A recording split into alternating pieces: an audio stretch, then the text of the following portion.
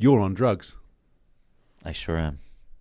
What type of drugs are you on? Currently, drugs of an adventurous life, drugs of exploration of self type of thing. What kind of drug is that? When did we record for the first time? Was it October last year? Something like that, yeah. Yeah, I think first time was October at Oski Studio. Dude, I was terrified, man. You did stuff before, right? You did radio stuff. You've spoken in front of crowds. You do that all the time. So I don't know if you were nervous, but the first time that we were recording, dude, I was like, my heart was pounding. I felt like even when I was speaking, I was so nervous. Before that and during that, I just wanted to like run away. I didn't want to do it. So I could feel the nervousness. And then when I went home, it was, kind of like, why did I say this? Why did I say this? Why did I not say this? How did it come across? And like 24 hours later, the thing was, dude, I want to do it again.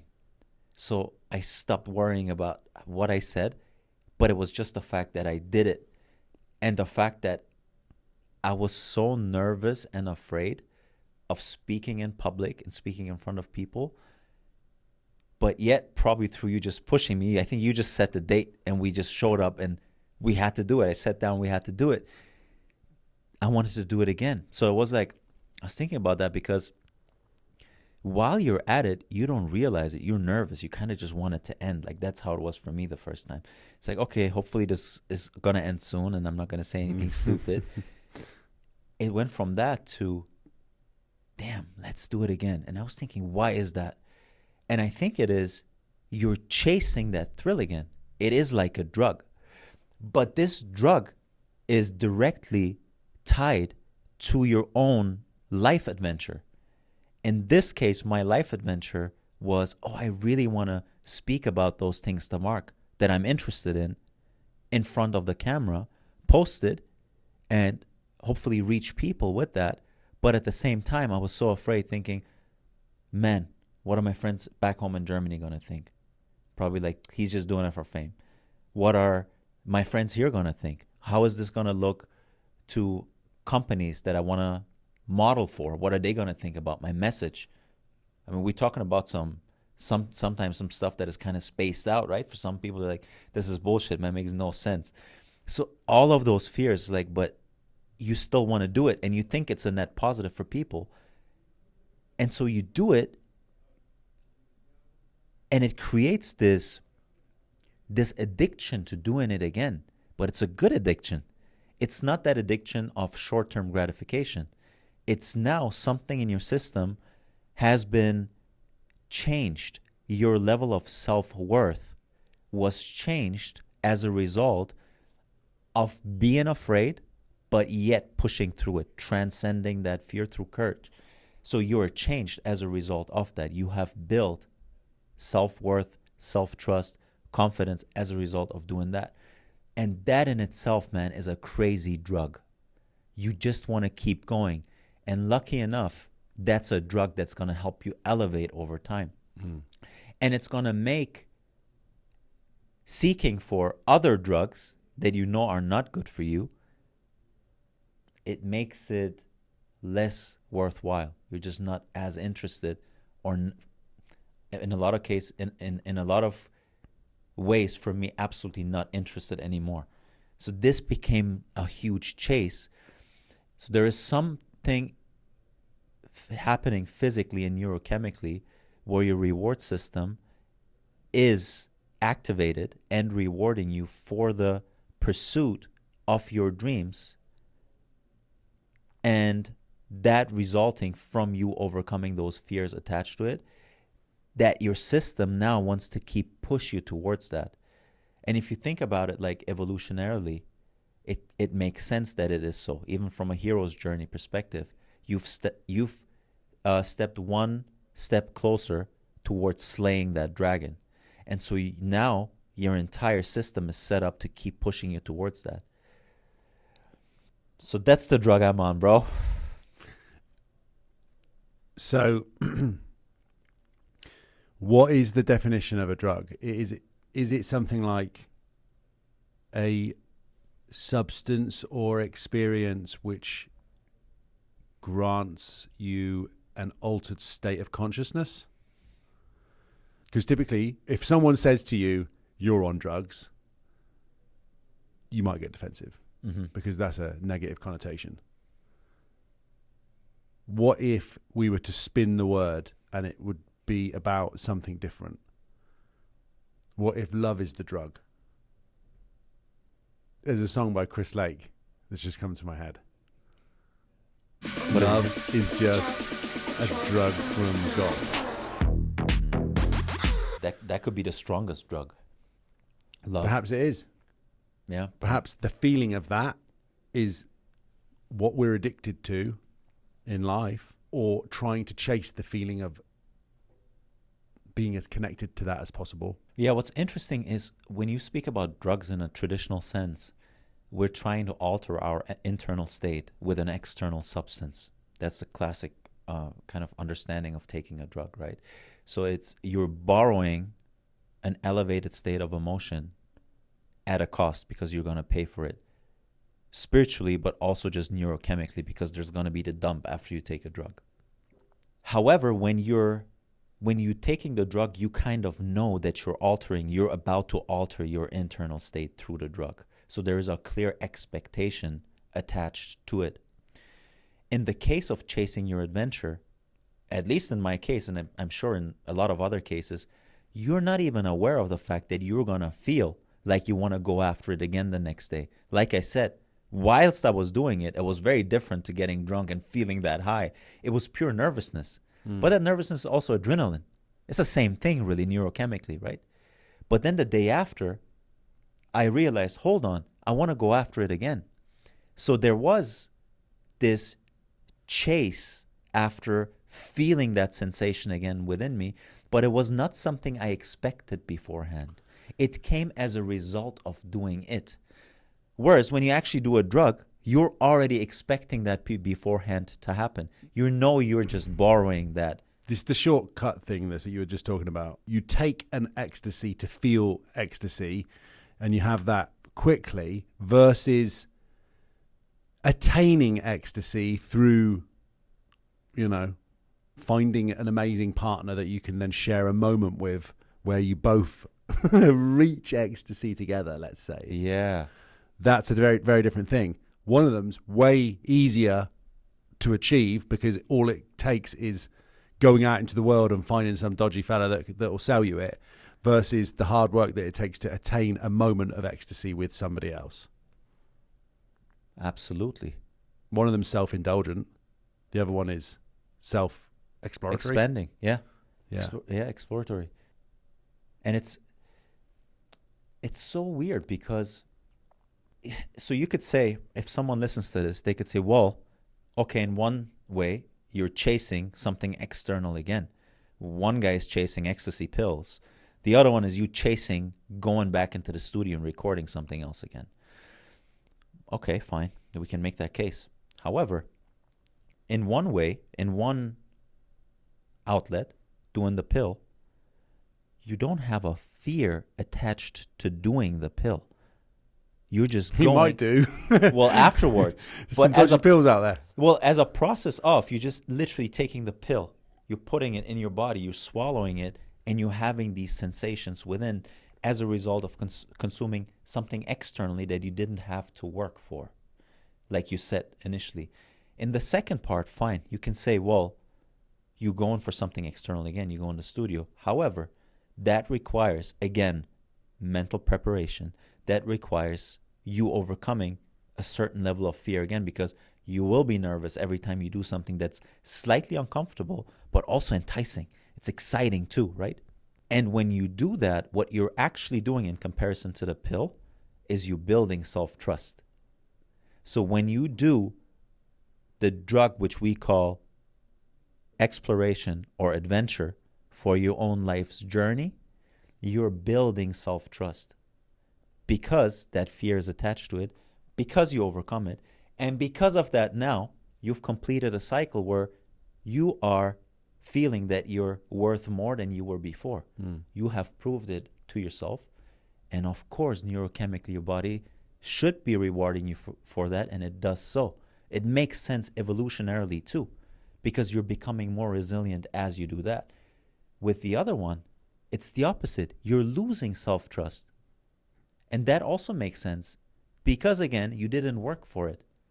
You're borrowing an altered internal state, which is very short-lived and comes with the dump again, versus tapping into your potential to overcome something you're afraid of, but also allows you to level up. So neurochemically, it makes perfect sense that one comes with a dump versus the other one just keeps steadily going up and pushing you. It reminds me of the film Limitless, obviously, because we're talking about pills and taking pills and therefore opening out the potential of what there might be. So ecstasy, for example, gives you the feeling of love across the board with everything that you interact with, every person, etc., etc. I don't know if you've ever taken it before, but I haven't. You know, that is the feeling state that you then enter into. So the Limitless pill, Bradley, what's his name? Cooper, in that movie, has then access to his unlimited potential to be able to be the writer that he wishes to be able to be to have access to all of his brain so that he can remember a particular, you know, law book and be able to pick out some quote from it at any given opportunity in any situation to be able to maximize potential with every interaction he has until he progresses to this point. But he's then addicted to needing that to be his gateway into that feeling state. And he has a dump that comes with it that when he doesn't take the pill. So much so that that's how the movie unfolds. And that's why it's such a banger movie, because it's so realistically tied to our desire to take a short-term bite of the sweetness to get that that good feeling, but that then drops afterwards. And that's a sugar high. Yeah. I see. I know exactly what you're referring to. And now that you talk about it, what pops into my head is when you take a drug and you feel that elevated state of emotion versus you going and, let's say, recording the podcast that you were afraid of recording because people may judge you, the latter has an internal process attached to it. What is the internal process? You're dealing with those voices within that are trying to talk you out of it. You're overcoming those because there is something that transcends that voice of fear and pushes you to be courageous and to fulfill your soul's desire by doing that. So you're overcoming an internal process. That's a very important distinction to make. On the other hand, either you don't have an internal process and you just go straight for the drug, so there is not that transformative inner dialogue and fight going on that allows you to level up, or you're having that inner conversation, but it's actually telling you to not do it. That's your intuition telling you, bro, you shouldn't be taking that pill, and you're still taking it. So it's the flip story of doing the thing that your soul desires despite the fear. In this case, your intuition is telling you, don't do it. You're finding a way to still do it. You're like, shut up, I'll do it. I want to get that short-term burst of limitlessness. And so, of course, as a result of that, you're minimizing self-trust. As a result of that, you're elevating self-trust. It makes perfect sense. And it reminds me of something that, again, Carl Jung said, be aware of wisdom that comes unearned. You can borrow, in this sense, wisdom or fun or joy, an elevated state of emotion through something that you didn't earn because you're just taking a chemical that does that for you. However, in the case of earning an elevated state of dopamine as being on your hero's journey and moving closer towards completing it, you're earning wisdom on the way. And I think that when you start doing that, you become addicted to that. It's a beautiful addiction. Yeah. Two things come up to my mind when you were saying that. One of them is borrowing wisdom, right?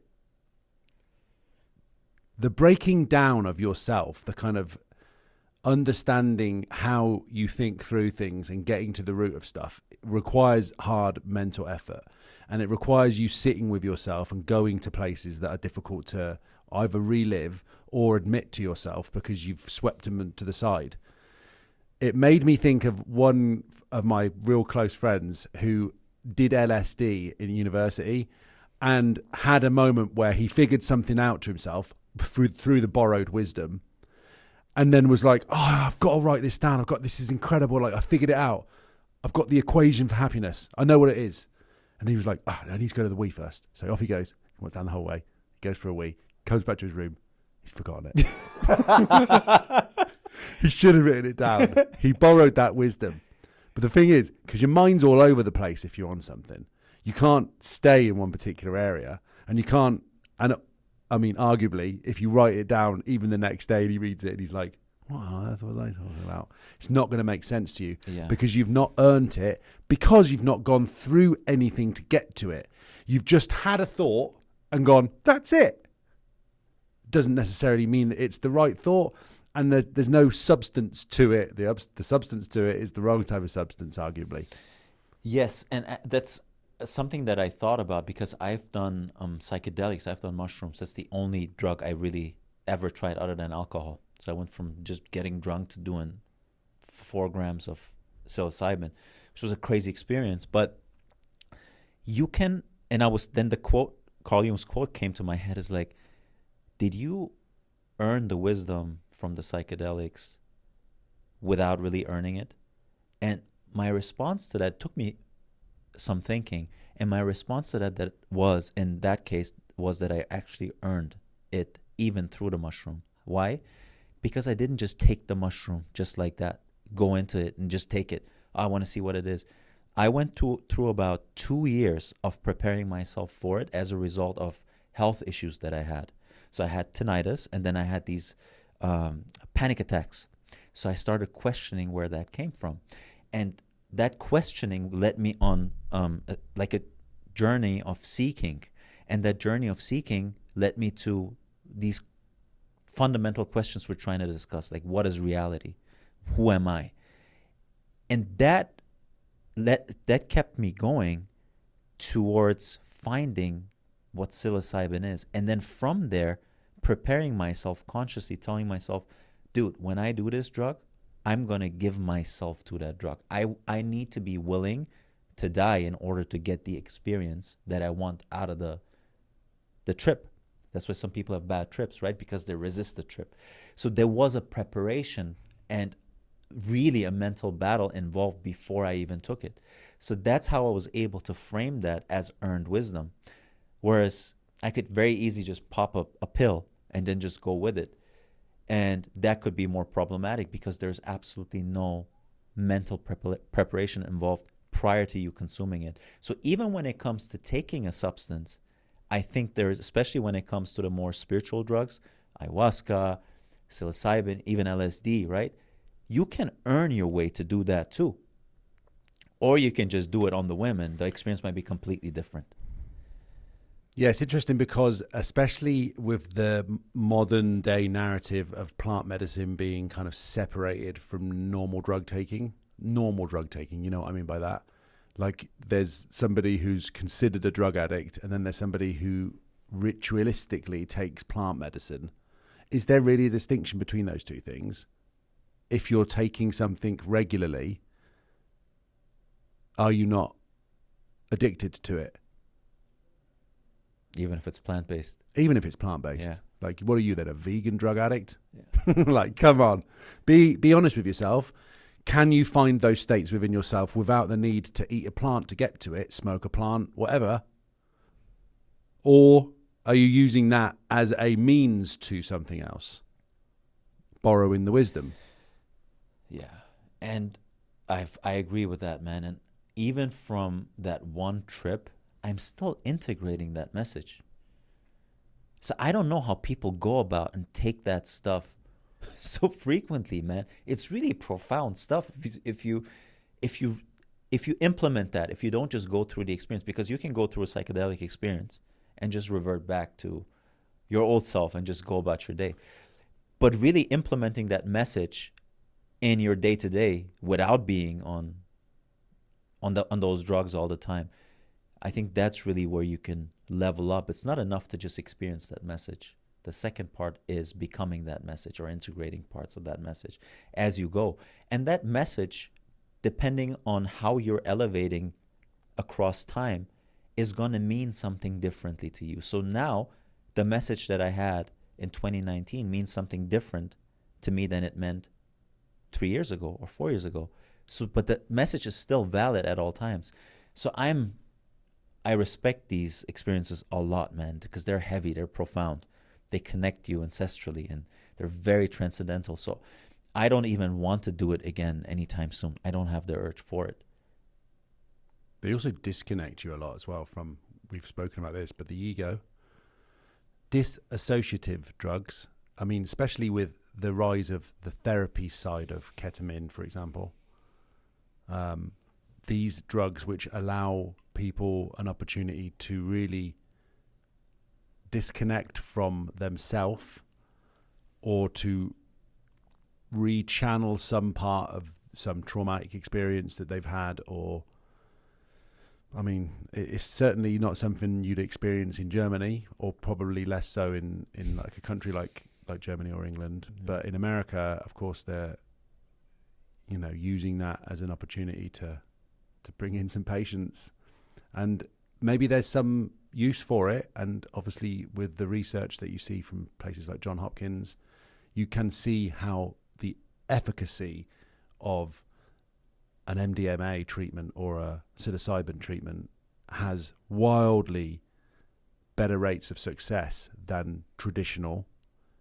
But is it still a shortcut to that person actually having to deal with? This is another thing as well, because then you're dealing specifically with a person who has various complexities to how they process and how they analyze and how they view themselves and the situation that they're in. You know, maybe psilocybin is the only thing that can help them bridge that gap or break that bridge in order that they can reassimilate who they think that they are in a more healthy way and under the guidance of some kind of medical professional. I mean, it's such a new area. This is why it's fascinating. But I think we're making a distinction here as well between recreational use and medicinal use. Absolutely. And then also, even if you do this with a doctor as part of a medicine, as part of a professional treatment, I think the distinction for me was I had to become courageous to do the drug. I was afraid of doing that thing in itself. So that process in itself somewhat earned it to do it. Whereas when you do it on a daily, there's no more overcoming anything attached to it. You're just taking something to experience something, and you're taking it externally to alter your internal state. In terms of research, it's super, super promising, especially for people with PTSD. And the studies they've done at Johns Hopkins were so profound because those were one-time experiences, and they've measured them long-term. And those people went down and this is like these are long-term effects. The patients went down 1 standard deviation in neuroticism out of the big 5 personality traits, which means you're becoming dispositionally less anxious as a result of having this transcendental experience. And they went up 1 standard deviation in trait openness, which is the precursor for creativity. So you become less anxious and you become more open. And if you think you've had transcendental experiences through ayahuasca, have you done psilocybin too? Mm-hmm. Yeah. So there is something about doing that where that fear of your existence, of dying at some point, it gets framed very differently. Your whole perception of reality and life is put in a different light to where death has a very different meaning for you after that experience. So it makes sense that trait neuroticism goes down by a standard deviation. And also in terms of what you experience, which is just transcending anything that your rational mind was ever able to grasp, it makes sense that you become more open as a result of experiencing that itself too. especially because it's man-made. Because then you're like, oh, this chemical resides within me anyway.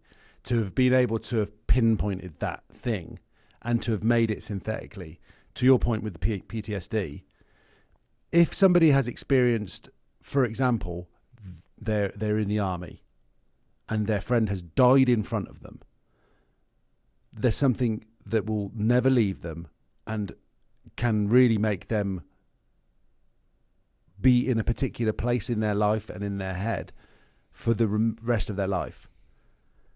They won't experience, or it's very hard and very unlikely for them to get to a point where they spontaneously experience euphoria. But if you can synthetically have them experience that, it can provide them a moment where they can go and find that again, and then begin the process of realizing, oh, that's somewhere I can reach. Now, the problem then becomes that they rely on that method to get to it, but that's why it's so promising, because sometimes you can't have somebody think themselves back into a state of non-depression. Yeah. And medicine can be a way to help somebody get to that, but it can't be the place that they then rely upon. I would agree with that. I think a big part of this is your integration of that experience after you do it. And I think those studies that were done with assistance and therapy after you've had that experience. So you're talking through it, you're thinking about it, how does it apply to your life? How has your day-to-day changed? So it's the reflection of what you've experienced and how that has changed your day-to-day experiences that allows you to absorb that message, right? So when you actually do that, I also think you will be less dependent on doing that over and over and over again, because you have a plan in place to integrate that message, in this case with a professional, right? And then the second thing is, in terms of consuming that substance, what drew me towards trying psilocybin was that it co-evolved with us. So there was a part of me intuitively that my ancestors at some point have experimented with that. At some point, and one maybe of my even ancestors, by accident. by accident, yeah, one of those guys was somewhere in the forest and took the thing and was like, "Oh, what is this? Let me eat this." You know, things going crazy.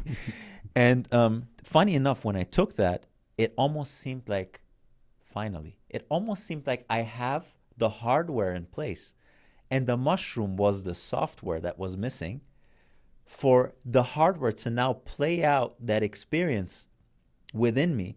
But it was something that it almost seemed familiar. And if you think about it, if your ancestors did that, then the potential is there within you to re-experience that. So the mushroom in itself was just that missing piece that opens up that experience. Life-changing experience, man. And there's actually a book, have you heard of it? It's called The Sacred Mushroom. Rings a bell. I forgot the name of the author, but I think it was banned by church and stuff, and then it resurfaced again. Now you can find it online.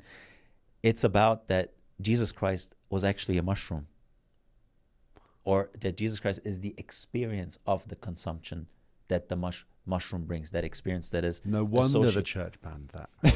Yeah, no wonder, you know. But for me, it was my gateway to the divine. Well, look, I mean, we put mushrooms in our lamb mince when we're cooking, don't we? It stands to reason that at some point what type of Jesus is the lamb, and that at some point maybe he ate some mushrooms. Some mushroom. I'm not gonna eat lamb at your place, bro. Yeah, for sure. For sure, there was some mushroom eating going on. 100%. Do you know, and the interesting thing with mushrooms as well, like you were saying about the ancestral thing, the way that they communicate with each other, the network of mycelium underneath trees, and how that communicates with, and how it grows and how it evolves. I mean, mushrooms came before us in terms of linear progression. Yeah. There's arguments that, you know, was it the stoned ape theory? Mm-hmm. That at some point that's where consciousness came from. An ape ate a mushroom and all of a sudden became aware. I mean, it's wild. It could be all sorts of things. It Maybe could- we are the ape. We are, technically, I suppose.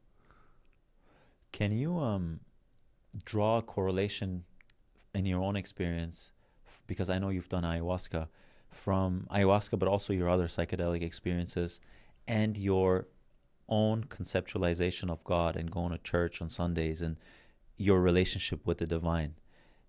Can you extract any truths from each domain that apply across each other? I think not necessarily. I think part of me going to church and doing these kind of spiritual things actually makes me be more structured with myself, because otherwise I don't want to be somebody that relies on taking a substance in order to get to a place. If I can get to that place through me driving to church rather than me taking a mushroom, I would rather that one. Do you know what I mean? Yes. I'm pointing towards the church. Yeah. I don't want to have a feeling that I'm relying on anything that I can attain through diligence and good responsibility. Can I make any parallels to it? Yeah, but one of them is synthetic. The other one, I mean, it's not synthetic in so much as mushrooms are nature, right? But if we believe in everything being created for our experience, we're in this realm. And I think that there's just more wisdom to be found from the longer term as opposed to the short term. Yeah. And that would be a short term thing. I'll have a bit of a mushroom then. I'll go to a place where the walls start moving and I start to have extrasensory perception. But there's also the knowledge that I took a mushroom in order to get that feeling. Yeah. So would it not then be the case that I would then start to associate that feeling with needing the mushroom? It could. I would say it could. It could go both ways. I can see it going both ways. I could see it being a trigger to explore your seeking nature within as a result of trying that, like your gateway, your portal to the divine. And I could also see it being a way out of reality to just numb some pain and borrow some short-term reality that pulls you out of the mundane from a day-to-day, right? Yeah. And just to add one more thing in there, I think that a lot of the time that is what people who are regularly consuming drugs are doing, and that is escaping reality. So you would take mescaline or have a hit of DMT in order to blast off to some other place that isn't reality. Not necessarily because your reality is mundane, but because you're avoiding something within it. Yeah. How you interact with it, you're not happy with yourself, your current life situation, where you're at, lost a partner, whatever it is. Someone's died, like there'll be something that you want to numb the pain from or disconnect from for a bit to feel the bliss of the release from. And the easiest way to do that, the quickest way to get that, is to take something to get there. It's just that is never the way to get over the thing or get past the thing. The only way to actually do that is to sit with it and let it be and feel through the feeling of what that means to you and grow around it. It reminds me of this image of there's like a dot and a circle around it. I don't know if you've seen this, and it's like the dot is the hard thing, the person who's passed away, your mum's died or something. The circle around it is you and how the dot doesn't change. That is then a part of who you are. And that is also the beauty of being human, that there are things that happen in our life that scar us, and that scar then becomes something that we live with as a reminder. It doesn't go away. You can't get rid of it, but you do grow around it. So your ability to process it and live with it, whatever it is, Mm-hmm. you just have more space between you and the thing as you as you deal with it. But if you take things to kind of pretend that it's not there, you don't get the chance to grow. Agreed. What it did for me is purely change the perspective of what I was going through. It wasn't neglecting it or rejecting it. It was just reframing it. So the health issues that I had, the question I had all the time before I did psychedelics was, why is that happening to me? Why me? Everyone my age around me is going out to the clubs, enjoying life, going on vacations. Meanwhile, I'm trying to sleep at night. Ringing in the ear, both sides. 5 sounds. 3 on the left, 2 on the... 3 different pitches on the left, 2 on the right. I was like freaking party nonstop. At some point, I was like, I wish I could play some Spotify in my ear instead of this, man. Like if I had, this would be a tune at least. So it was like, why is this happening to me? And after the experience, it was like, what a beautiful way that this is happening to me, because this is allowing me to transcend something that I thought I cannot overcome. And by doing so, almost paying tribute for being alive and for everything and everything that everyone before me had to go through in order for me to be here. So this is just a way for me to prove to myself how strong I am through transcending that. So it was reframing victim, why me, to what an honor for me to face that and not someone else. That was a very powerful message, because that applied to everything that happened afterwards.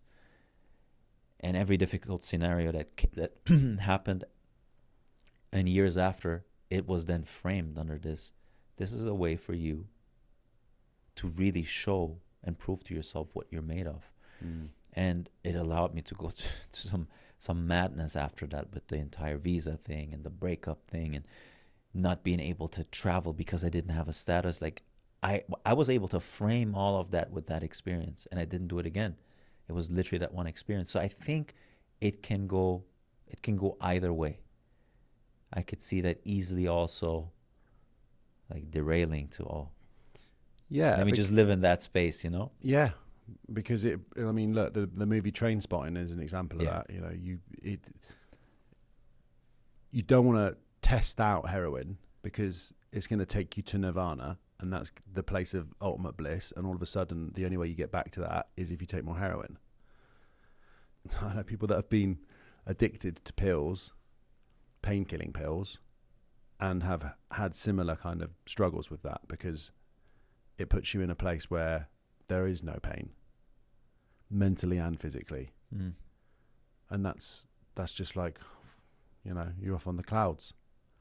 But then that's your only method to get back to it again. That's why you have such issues with drugs like that. I think, and I'll probably get cancelled for saying this, and do you know who I think should take drugs next? Trump and Putin. No, for reals, bro. If we could set them in a room, I'm telling you, Mr. Beast, if you're watching this, what we need to do is get Mr. Beast to give them both ecstasy and live stream it, and then sit them at a table, and we have the best podcast of all time. And mate, there's no war after that. Yeah. I'll tell you what, they're probably going to make out. We'll have some cuddles. It will be hilarious to see them giggling and talking about their childhood and why they are the way that they are. And I'm sorry, I didn't mean to attack that country. Let me have a cuddle. For sure. Bro. That's really what it comes down to, right? Like everything that you see play itself out at a macro level plays itself out internally first. Everything at a macro level consists of people, big departments, big, all these layers of hierarchy. There's people in there, and every person at its root is consisting of their psyche and also their spirit. So for you to change the macro frame without changing the internal frame, that's not possible. All you're doing is managing it to some extent. But to really change it, it needs that internal change, right? Another one I heard is if you could put psilocybin in tap water and not tell anyone for a day, everyone just freaking high. That would. Bro, I have 5 liters a day. I'd be absolutely out of my mind. Yeah. I think what it did for me, if I now look back at it, it put everything I'm reading in spiritual and religious and esoteric text into practice. So when I read be still and know that I am God, one of my favorite verses from the Bible. I now know what it means. I've experienced that. When I read, don't fix your eyes on that what is seen, because that's temporary. Fix your eyes on that what is unseen, because it's eternal. I know what that means because I've experienced it. So I moved from words to experience. And that was the most powerful thing for me. So now when I read these things, not only do they sound beautiful, I know that they are beautiful because it was part of my experience. Do you feel like you could have achieved that without the drugs, though? I think everything is possible, Mark. And I think because especially the Hindu tradition is essentially getting to that place of nirvana, of bliss, purely by being in silence and through meditating. They're getting to that experience without the shortcut. Mm-hmm. Really, the question it boils down to is it wrong to take a shortcut when it's available and when our ancestors did it? And to use common sense, I don't think it is, as long as you use common sense. Is it wrong to take a shortcut? You've gone really quiet and you're just looking at me with this look. I can't argue with that because obviously I have experimented before. I still question whether that was the right thing for me to do, though. And I know that, especially because my parents haven't taken any drugs, or at least my dad maybe smoked a joint before or whatever. But I don't think my mum's really taken any drugs that hasn't been prescribed to her. Yeah. And that's also because she's a very she's just a kind of she follows orders. So she wouldn't have the courage to take something on her own. She'd be too worried about what might happen. But perhaps that's absolutely the best way to go. There's a part of who I am that resists authority and wants to go and figure it out and try it myself, and I'll be the judge of that kind of thing. That doesn't mean that that's right, though. And that tendency perhaps is what can take people down a wrong road, because they want to go and figure it out. But more often than not, they realize that it's not the way. Because you don't want to be somebody who dies early from taking drugs. You don't want to be someone who's still taking drugs at 90 years old. Or do you? Do you want to be someone who's, I don't know, on your deathbed? I'll have a quick ecstasy, go out on a real banger. Or is the ecstasy in that moment? I mean, look, DMT gets released from your brain at the point that you die. Yeah. So like it's within you anyway. I mean, I remember during my ayahuasca trip messaging my parents. Like they were absolutely just so scared. My mum will be watching this and she'll be reliving that moment as well. So I'm sorry for that, Mum. But I wanted to communicate with them at that point because I was in a place where I felt that they needed to know about it. What were you telling them? Oh, I can't even remember, mate. Some nonsense. I was talking in tongues to my dad. I felt that was the best way to communicate with him because I was in the realm and I wanted him, and I was like, my dad's going to understand this. He's been waiting all his life for me to be able to talk to him in tongues, and here I go. But there's no way for him to take that in context. So they just knew something was going on, and then they instantly start worrying. And they were right to, because I was not in a good place. I was in my head. But DMT being released when you die, and you seeing your life playing out at some, either in reverse or, you see the snapshots of your life played back to you. And then I'm taking a synthetic version of that, essentially, through ayahuasca. And ayahuasca, because of the way that your body processes that, you have a suspended amount of time in that zone. So I'm replaying all of the parts of my life during that experience. And I wouldn't say it was a bad trip, because it was a roller coaster. It was ups and downs. I had the most euphoric, ecstatic moments where everything made sense to me, and it's such a subjective thing, like how it would make you feel would be very different. And then I had ultra lows where I was like, oh, I've done that, I've made that person feel that way. Everything had to be netted to me in that feeling, in that place. So I felt like I'd had the kind of dharmic release. I was trying to work out equations in my head for the whole of the universe so I could come to some kind of understanding and sense of who I was. At the same time, I lost complete understanding of who I was, because you have the ego death moment. Then I saw the light, quote unquote, felt God's presence synthetically. But to your point of being like in the place of knowing after that, well, something I know is that I don't know how long it will be until I do that again, but I know what I need to do now. It expels out something to you that then you can go, if you choose to, into the world and action. If you choose to is the right keyword. Exactly. That's why I was saying it doesn't necessarily have to be wrong. It can go either way. It depends on what you choose to do with it and how responsible you are with it. You're getting a life-altering experience. As a matter of fact, the psychedelic experience stands on the top 3 experiences, scientifically speaking, that a human can face, with the birth of the child and the day of the marriage. Well, one of 3 then. One of 3, man. And I mean, if people place it that high, people that have had a psychedelic experience, it tells you how profound that is. And what you do with it is, how responsible are you with it? You know, like with everything, man. It's like that same message is gonna do something different for one person and something different for the other person. It really depends on what path you're on. If you're on a path of seeking, it will probably open up a lot of doors for you. If you're on a path of numbing, it's gonna be another outlet for you to numb. Yeah, it depends how you approach it. Do you regret taking it? Absolutely not.